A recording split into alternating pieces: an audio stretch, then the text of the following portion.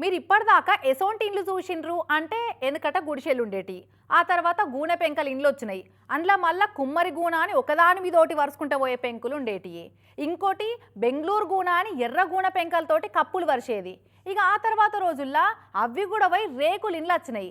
ఆ రోజుల్లో జర పైసలున్నోళ్ళు సిమెంట్ తోటి స్లాబ్ ఇండ్లు కూడా కట్టుకునేది. ఇప్పుడైతే ఇల్లు అంటే అందరూ స్లాబ్లే పోసి కట్టుకుంటున్నారు. కానీ ఇంజనీర్లకు కూడా రాని ఇగురం చేసిండో కాడా గూన పెంకలతోటి ఇంటికి స్లాబ్ వేసి కట్టిర్రు.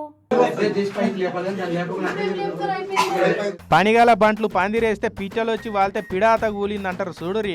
అగో సేమ్ అసోంటి పనిగల బంట్లు కట్టిన పైకప్పే ఇది. పిచ్చ వాళ్తే కాదు కానీ ఓ కోతో కొండంగానే వచ్చి లటుక్కన దునుకుతే పుటుక్కన కూలిపోయేంత బందవస్తు స్లాబ్ పోసిర్రు చూడరాదురి.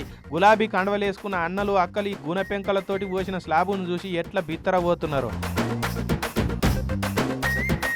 చూసిర్రా. ఎవరా నువ్వు ఇంత టాలెంటెడ్ ఉన్నావు? Your A God gifted child రా అని అనాలని ఉన్నది కదా. ఇల్లు కట్టి ఇచ్చిన ఇంజనీర్ను చూస్తుంటే పరాట చెక్కలు కొట్టి వాటి మీద పెంకలు వారుస్తారని తెలుసు కానీ పెంకల మీద సిమెంట్ వేసి అది కూడా పేరంటానికి వచ్చిన ముత్తైదులో గంధం రాసినట్టు పెంకలకు సిమెంట్ పూత పూసి కట్టిర్రు.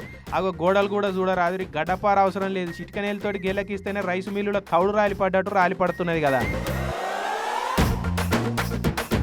మహిబాద్ జిల్లా గార్లా మండలం ఎంపీడీఓ ఆఫీస్ కాడ కట్టిరు ఇందిరా మిల్లు మోడల్ హౌస్ అని ఈ అపురూపాల ఇంటిని. ఈ గూనెల కింద దూలము వాసము పిల్లరు మొగురం అసంటిది ఏం సపోర్ట్ లేక ఇక అది గుంగిపోయింది. ఈ సంగతి ఎరకైపోయి ఇక కార్ పార్టీ వాళ్ళు పోయి ఇట్లా ఎక్కిరియ వచ్చిర్రు. నవ్వెటోళ్ళ ముంగడ బోర్ల పడ్డట్టు కాకుంటే ఏంది మోడల్ హౌస్ అంటే చూడంగానే వారెవ్వా అనే తట్టు కట్టిస్తారు ఎవరైనా. కానీ ఈ మోడల్ హౌస్ చూస్తుంటే దీనికంటే బాయి కాడ కట్టుకునే నీళ్ళ హౌసే మస్తు బందోబస్తు ఉంటది కదా అని పట్టిందట.